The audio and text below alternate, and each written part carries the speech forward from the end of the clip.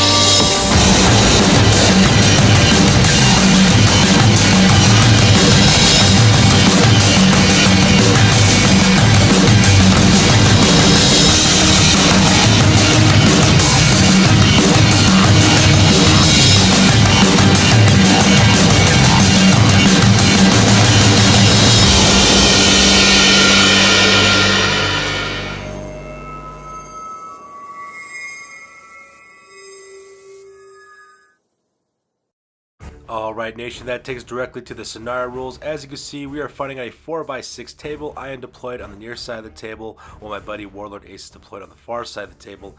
Pretty much there is no real scenario rules for this one. Like I said before, my friends and I were just starting to get into Warhammer 40,000. We're just starting getting into the battle reports now. So because of that, we're still kind of learning the game and how our armies operate. So we're not using any objectives right now or any scenario rules. Same thing with command points. We're just, just throwing this down good old-fashioned style and trying to slaughter one another like decent human beings, I guess. But anyways, as you can see, I am deployed on the near side of the table. My opponent has no military forces deployed on his side because he's using his Genestealer Cult ambushes rule. So because of that, all we're really doing for this scenario is just fighting each other to the death. Alright, so as you can see, we're on to the deployment phase now, and as you can see, for the most part, I just pretty much deploy my entire army as a giant firing line across the length of my deployment area. Over on the left-hand side, I have my first platoon, which is Drake's Destroyers, with my veteran squad, as well as my two special weapons teams. I then have Mason's Marauders right there in the center. That's my maneuver element with my three infantry squads. Right next to them, occupying the MCI Chemical Works tower area, I have my third platoon, which is Cold's Commandos. Those guys are the ones who are armed with last cannons in those units. I also got Commander CheapSkate and my two fire support officers on the top of that tower. And farther on the right hand side, I have Gosling's Goons. That consists of my one-hit wonder sniper team, as well as my conscripts as well. And like I said before, my opponent's army is not on the table because he's waiting to ambush with them later on. Alright, so with deployment over, we go directly to the top of turn number 1, and both Warlord Ace and I both roll off to see exactly who will go first in siege initiative for turn number 1.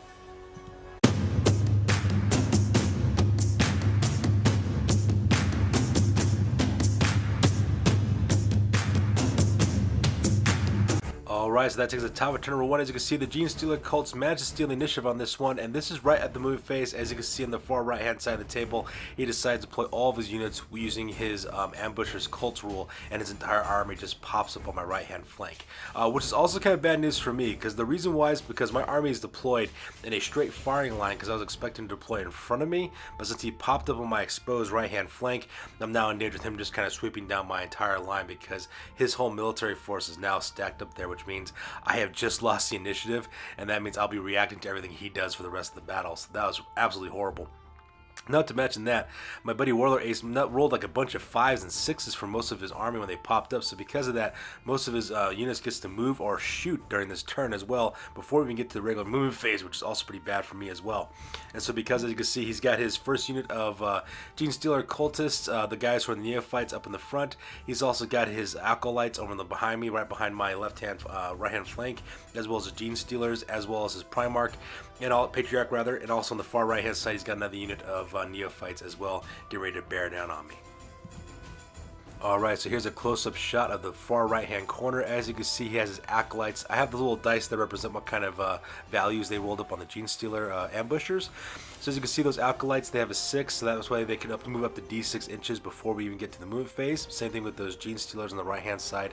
They also rolled up a 6 as well, and same thing with his Patriarch as well. So these guys will be able to move and then move again during the move phase, and then also charge with 2, which is absolutely terrifying because those guys in close combat are devastating. Also, the right-hand side, too, you can see he also has a squad of 16 Neophytes. Those guys have auto guns as well as mining lasers. Those guys popped up with a 3, so they really can't move this turn or shoot ahead of time because all they do is just arrive, but they have to stay out of the line of sight for my units, so that's why they deployed on the right-hand side. He also has his, I believe that guy's called a Patriarch? No, Primus. His Primus is also deployed there as well. He got a 3 on that part, and then also his Magus also rolled up there as a 6 as well. So he's just kind of camping out there, and he'll be able to use his psychic abilities during the psychic phase. And also right in front of me, I believe that's called the Marsh Gold Refinery Company. That's another unit of 16 hybrids, Neophyte hybrids. Those guys have a seismic cannon as well as a heavy mining laser. They're located right there as well. And as you can see, they also rolled a 5 on their ambushers rule, so they'll be able to shoot this turn and then also move during the move phase as well, which could be absolutely devastating because the last time I fought against these guys, they destroyed an entire platoon using that special rule. Alright, so before we even get to the move phase, we start with the shooting that the Gold Refinery Company can do up there in the front. As you can see, they cut down my conscript unit down in half with autogun fire, and they also managed to kill 3 of my snipers for my one-hit wonders using their heavy weapons as well as their special weapons. So things are not looking very good for me right now as aftermath of these cult ambushes. So now that the ambush is over, we go to the movement phase proper. And as you can see from this overhead shot, he starts moving his forces directly to my right-hand flank. As you can see, he has his Acolytes getting within good shooting position and charge position behind Judge Gosling, as well as my Lord Commissar over there on the right-hand side. He's also got his Patriarch kind of moving up for support as well. On the right-hand side, you can see that the Genestealer Cults have both ran and advanced to the top of the Chemical Works Tower there, the water tank tower, so that way they can charge directly into my snipers and eat those guys alive.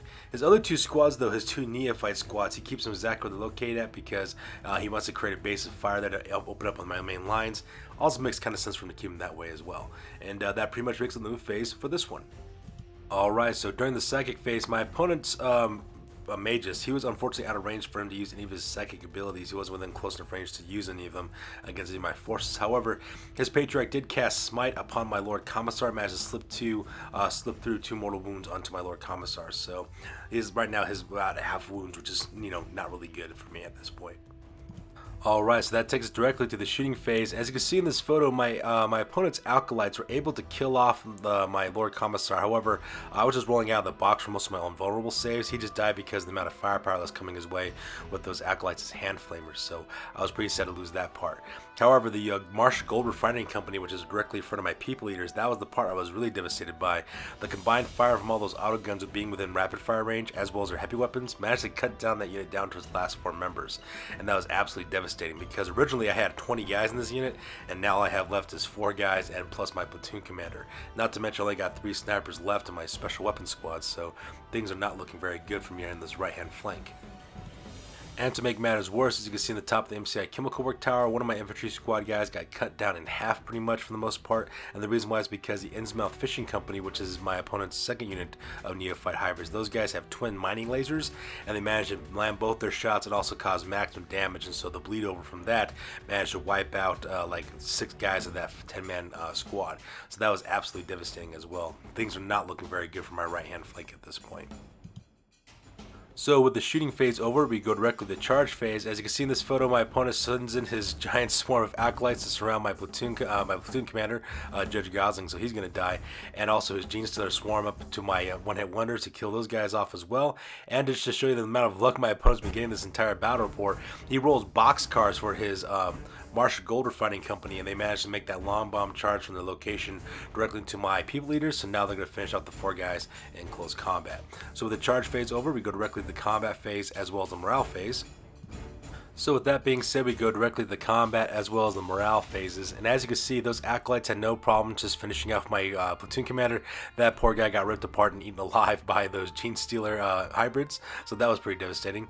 At the same time, the Genestealers had no problem finishing off my 3 snipers for my one-hit wonders as well. As you can see, both those units did their 3-inch reconciliation move to reconcentrate. So you can see that the Genestealers are descended from the water tower now, and the acolytes are getting ready to charge down my right-hand flank.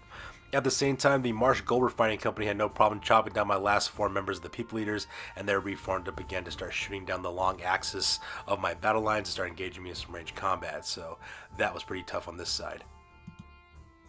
And to make matters worse, during my morale phase, as you can see in this photo, the rest of my jury ran away because they just saw their friends get fried alive by some mining lasers. And so even though with my general being nearby, it was not enough to keep these guys from running away when they failed their morale test. So that was pretty rough as well. So with the morale phase over, we go directly to the bottom turn number 1 for the Imperial Guard.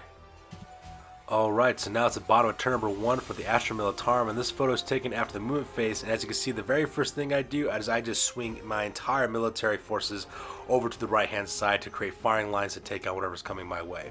As you can see, I remove my sleeping dogs as well as my Pelagos Land Kings. I drop them back a couple inches as well as make them take up firing positions to act as the first wave. After that, I deploy my second platoon, Mason's Marauders. Those guys also take up a staggered firing position as well to open up. At the same time, I also advance and run with Drake's Destroyers so that way they can take covered positions there on the right hand side. Unfortunately, because those guys ran, they will not be able to shoot, but at the same time though, I do have a third line of fire that I could use to stop these Genestealer Cultists. And because I don't have a psychic phase, we skip that part and go directly to the shooting phase. And as you can see, I start issuing out my orders for my sleeping dogs as well as my Pelagos Land Kings. I issue out first rank fire, second rank fire for my company commanders, so that way those guys get double the rapid fire shots. At the same time, I also issue out orders to bring it down, which allows me to reroll hit rolls of 1 for my Mason's Marauders there. So you can see all 3 squads have been activated with those orders as well. And so with that being said, we go directly to the shooting phase. Unfortunately, even with my entire platoon as well as 2 squads with orders opening up onto that Marshall's Gold Refinery, all I managed to do is kill about enough of them to drop them down to about 7 guys left. So you can see there I got a good number of opponents killed. Like I still got to take out for the most part. I rolled a bunch of 1s, 2s, and 3s during that last round. It was absolutely horrible. Even with the ones that I was able to reroll, I rolled a 2 or 3 on that part. So because of that, not many of my shots are hitting, and even less shots were actually wounding. So it was absolutely devastating to see how little my fire did against that unit of neophyte hybrids. However, there is a flip side to the bad shooting for my Imperial Guardsmen. I do activate my Master of Ordnance. I use his artillery barrage ability onto my opponent's general for his Patriarch. Managed to kill Dagon right off the bat with no problems whatsoever, so that part was kind of cool. And at the same time, I used my Officer of the Fleet's airstrike ability onto his mages as well. Managed to kill that guy right off the table as well. So that was kind of nice. So that does deprive my opponent of using the psychic phase for his army. And I also took out his 2 main characters as well. He still has a Primus that I still have to deal with. So there is that. But for the most part, though, most of my opponent's command structure has been destroyed. So that part was pretty awesome. And since there is no combat phase, and since I didn't really take any losses during my turn, there is no morale phase for me. My opponent managed to survive his morale phase with his hybrids, so those guys kind of stuck it out. So that being said, ladies and gentlemen, that ends turn number 1. And we go directly to the top of turn number 2, and we roll off for initiative.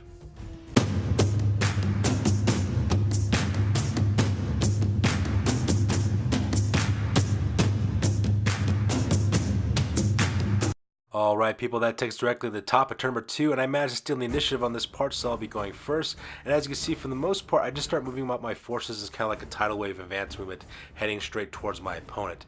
As you can see, I move up just 6 inches from my 2nd platoon with Mason's Marauders, as well as the remainders of my 3rd platoon with Colt's Commandos.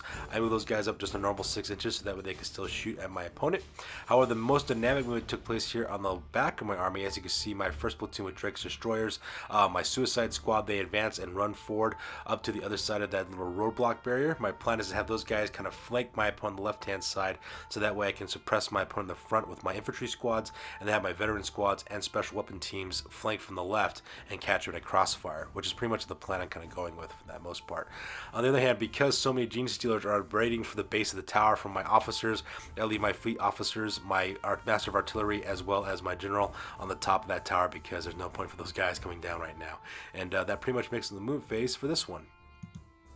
Alright, so during the shooting phase, I once again start issuing out orders again with my company commander as well as my other forces. I do the first rank fire, second rank fire on for the Sleeping Dogs and the Pelago Slam Kings once again, so hopefully I can finish off the rest of that gold refining company and hopefully take those guys out. At the same time, the remainder of my orders, I give out the order move, move, move to both my Suicide Squad as well as to my 2 units of Special Weapon Squads as well, which allows them to move again during the shooting phase, because I need these guys to move as quickly as possible across the battlefield, so that way I can get my opponent stuck in the crossfire. And that's pretty much what the plan is on this part. So with the orders issued out, we start engaging my enemy with the shooting. And as you can see from this photo, my shooting was pretty lackluster at this point. I did manage to finish off the remainder of the Marsh Gold Refining Company, which is really nice, so I did wipe out those Neophyte hybrids. However, I was unable to do anything else because I had to commit everything that I could shoot at shooting at that unit, so it was pretty lackluster to say the least. My opponent still has a huge horde of Alkalites as well as Genestealers waiting for me around the outside bend of the MCI Chemical Work, and things are not looking very good for me at this point in terms of my shooting ability. And since I don't have a combat phase, and since I didn't take any losses this turn, we skip combat and morale phase and go directly to bottom turn number 2 for the Genestealer Cults. Alright, so this is the photo of turn number 2 for the Genestealer Cults. This photo is taken directly after the movement phase. And as you can see in the bottom of the page there, my buddy decides to advance and run with his Alkalites. So they spend the entire turn running up the entire tower up to the base to where my general is located at, as well as my 2 fire control officers. So that part was kind of brutal. On the far right hand of the screen, as you can see, he has his Innsmouth Fishing Company. He keeps those guys there, doesn't move those guys at all, just makes them stand their ground, so that way they don't have to worry about taking penalties from -1 to hit with their heavy weapons. And even though you can't see on this picture here, I'm going to show on the next slide, he also runs with his Genestealer Cults and straight forward towards down the barrel straight towards my Sleeping Dogs, so that part is pretty terrifying as well. As you can see, here's a close-up shot of his Genestealers getting ready to run down in front of the MCI Chemical Work towers, as well as between that gantry walkway to charge up my Sleeping Dogs. And that's terrifying to see, because if those Genestealers get to come to grips with my Sleeping Dogs, that's it. Those guys are just going to be chewed up to pieces, and there's nothing I can do to stop that from happening if they engage you in close combat. So that was absolutely terrifying to see that happen. And since my opponent doesn't have a second phase, we skip that and go directly to the charge phase. And as you can see in this photo, those Genestealers crash right into my Sleeping Dogs. So now my Sleeping Dogs will have to worry about engaging these guys in close combat as well. And the reason why that was able to happen is because Genestealers, in case you're not aware, Genestealers can both run and charge in the same turn, which also makes kind of sense because Genestealers are meant for close combat. That's what they're known for, and that's what they're about to do against this infantry unit here at the same time. So that was pretty rough as well. So with the charge phase over, we go directly to the combat as well as to the morale phases. And as you can imagine, those Genestealers had no problem slaughtering my Sleeping Dogs. In fact, I had no one left over by the end of that combat round. Not a single one of those guys survived. And as you can see in this photo, because they destroyed that unit, the Genestealers make the 3 follow-up move, and they're heading right down the barrel straight to my iron sights. And if I'm not careful, if I don't do something quick about these Genestealers will hopscotch from one infantry squad to another infantry squad to another infantry squad, just chewing my guys up. Because unfortunately, I'm playing Imperial Guard, so they're not really good at fighting back against Genestealers. Genestealers have a very high weapon skill. They got numerous attacks. They got really good bonuses. So I have to do something quick about these Genestealers, or they'll just destroy me bit by bit if I don't stop them now. And that pretty much makes it the combat phase as well as the morale phase.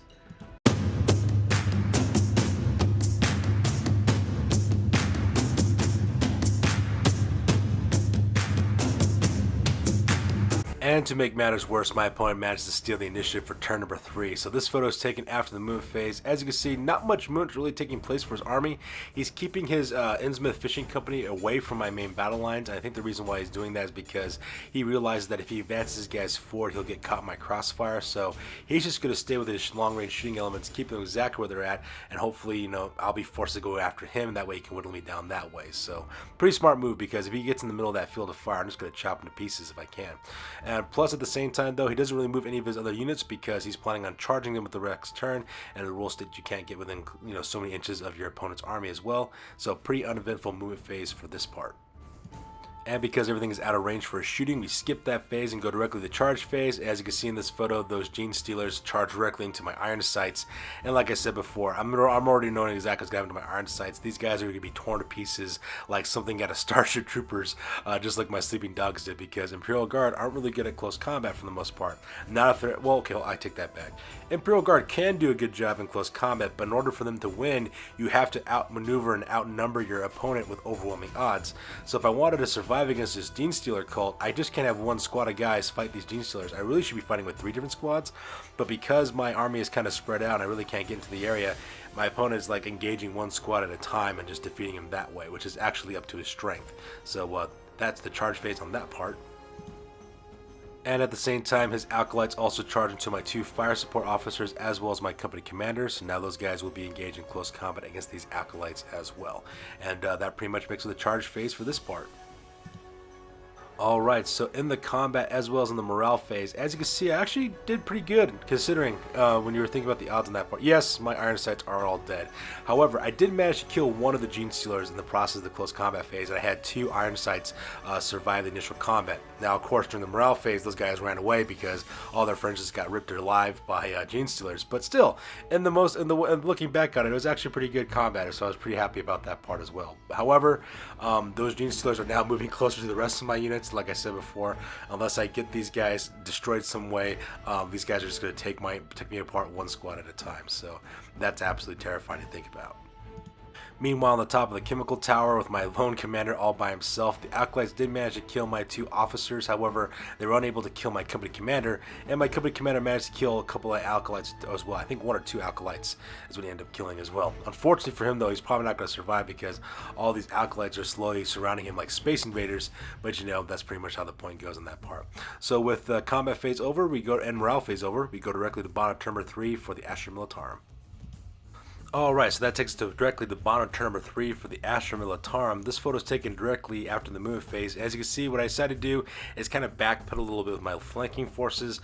As you can see, I kind of create this large semicircle formation with all my infantry units pointing their guns at those Genestealers, because if I don't take care of those Genestealers now, they're going to rain hell upon my troops in the close combat phase. And that pretty much makes up the movement phase for this part. So with that being said, we go directly to the shooting phase. And as you can see in this picture, we managed to kill that huge unit of Genestealers down to the last man. It took a lot of fire, both a combination of all my infantry units, as well as my special weapon squads, and including my veteran squad, the Suicide Squad. Took all those units to basically take this unit apart, is what it was. I managed to kill 1 or 2 Genestealers for each of my infantry squads, and the rest were finished off with special weapons, and that's what really kind of helped me out at that point. So that pretty much makes it the shooting phase. So with shooting phase over, we go directly to the combat phase because none of my forces are charging anything. And as you can see in this photo, the acolytes had no problem killing what was left over of Commander CheapSkate, and my company commander is now officially dead. So with combat phase over, as well as the morale phase, we go directly to the top at turn number 4, and we roll off for initiative.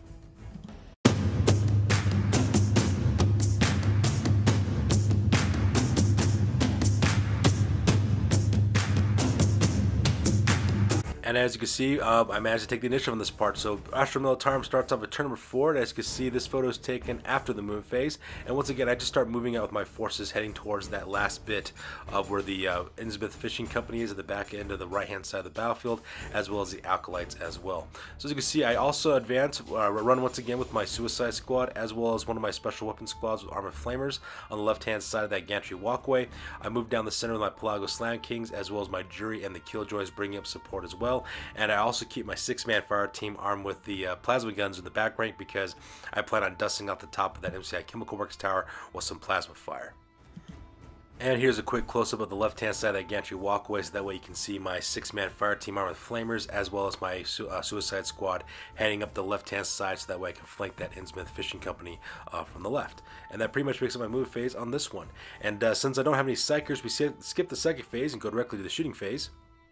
And as you can see in this photo, the very first thing I do is I take A with my special weapons squad armed with plasma guns, and I dust off the roof of the MCI Chemical Works tower. I managed to kill, I think, 2 or 3 acolytes, and that only leaves 3 acolytes left. Not 3 acolytes. That leaves only 6 acolytes left over to do any damage when they come back from the top of that tower. And so that pretty much makes it the shooting phase on that part.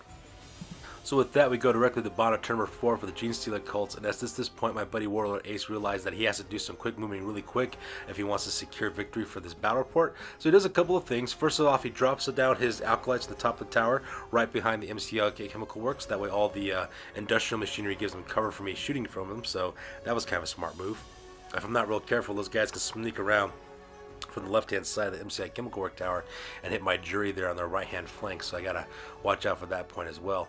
At the same time, he also moves up 6 inches his Innsmouth Fishing Company, moves those guys up as well with their Primus and support, so that way they can lay down some long-range fire upon my advancing units. And that pretty much brings up his movement phase for this one. And as you can see from the shooting phase, my opponent opens up with his Innsmouth Fishing Company onto my Pelago Slam Kings and managed to slaughter that entire squad to a man with all the combined fire he was giving. It was absolutely brutal to watch the amount of destruction those guys were causing on my infantry units, so that was pretty demoralizing. So with shooting phase over, we skip combat as well as morale phase because my opponent passes morale phase for his acolytes and nobody else charged or got in close combat. So with that being said, we go directly to the top of turn number 5 and we roll off for initiative.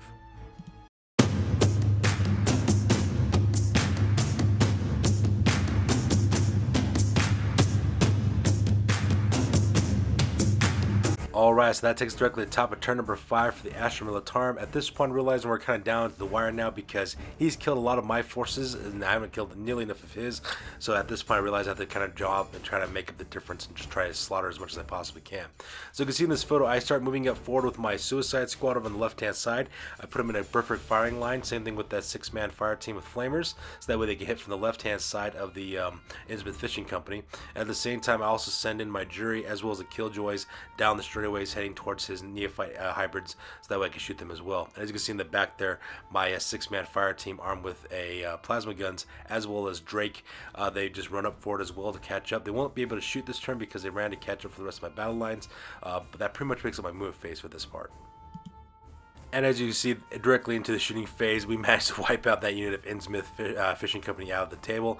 Luckily for me, I got really lucky on my shooting phase. Luckily my Suicide Squad as well as my jury just rolled out of the box for this turn as well. They were the guys who caused most of the casualties. In fact, when we went through the charging combat as well as morale phases, the last 2 or 3 guys he had left, they kind of vacated just through the morale phase alone. So that part was kind of nice to see that finally take place. It was about time that my infantry units start performing pretty well for the shooting phase.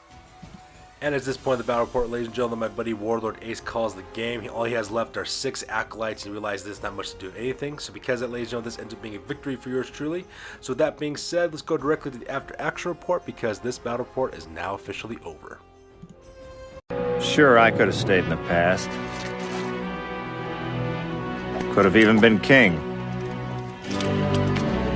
But in my own way, I am king. Hail to the king, baby.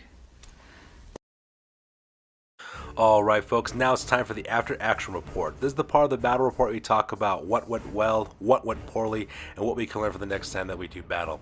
This is the after action report for the longest war, Warhammer 40,000 battle report number 6, and it ended up being a victory for yours truly. In the end, my losses, I ended up losing the entirety of my 2nd platoon forces of Mason's Marauders, same thing with my 4th platoon, which was Gosling's Goons, so half of my company ended up being massacred in this battle report. For my buddy Warlord Ace, he lost Dagon, Obed Marsh, the Barnabas Marsh, the Marsh Gold Refinery Company, as well as the Deep Ones. Oh, and I forgot to mention he also lost the Innsmouth Fishing Company. In the end, Genestealers are like the most dangerous things in close combat I've ever come across. Maybe it's just because my gaming group's kind of small and limited in terms of the number of armies we're bringing to this, but those guys are absolutely devastating. They can run, they can charge, they have high number of high strength attacks, they have rend, absolutely devastating to watch these guys just chew up through my infantry units like it's nobody's business. My opponent's army for ability to ambush makes them especially dangerous in these games because not only can they close and also attack, but they also can shoot as well. So Genestealers with their cult ambush rules is very, very devastating as well. Another factor that kind of led for my victory, even though it kind of hampered most of my ability, was my dice. My dice pretty much abandoned me for this entire battle report, while at the same time they were rolling hot for my buddy Warlord Ace. I was rolling a bunch of 2s and 3s like I was going out of style, whereas my buddy Warlord Ace was rolling nothing but 5s and 6s, so for the most part I was doing him a lot of good. In the end, it made me realize that my army is way too big. For 1,000 points for Astra Militarum. And the reason why is because my army is entirely made of infantry, and while that might be kind of good in one sense because I can take a lot of damage and I can also issue out a lot of damage when I roll well, it makes my army very slow to react when I am outmaneuvered. Unless you're coming at me straight on, I really have no way of actually reacting to anything that comes up my flank. Like you saw before in this battle report, when those Genestealers popped up on my right hand flank, they just kind of swept down my entire battle line, and for the rest of the battle I was just scrambling trying to fight against him, and I lost the initiative. I was him making the actions and me kind of reacting to it. So that's the thing. And plus, most of my weapons in my infantry are too weak to do much of anything, and because of that, I need a lot more infantry, but I need a lot more than just my infantry forces. I need things like vehicles, heavy weapons, platforms, that kind of thing. So I might have to take a look at my army list and maybe make some adjustments as always. At the same time though, this was still a fun game. It was an awesome opponent. I love playing against my buddy Warlord Ace, and I'm always looking forward to the rematch. As always, you guys, please feel free to comment, like, and or subscribe. Your guys' input is always invaluable as always. Also check us out on Facebook, Google+, Instagram, as well as Blogger for all the latest and greatest for all the news on our hobby. That's going to do it for this one, you guys. We will see you guys on the next one. You guys stay classy. Peace out.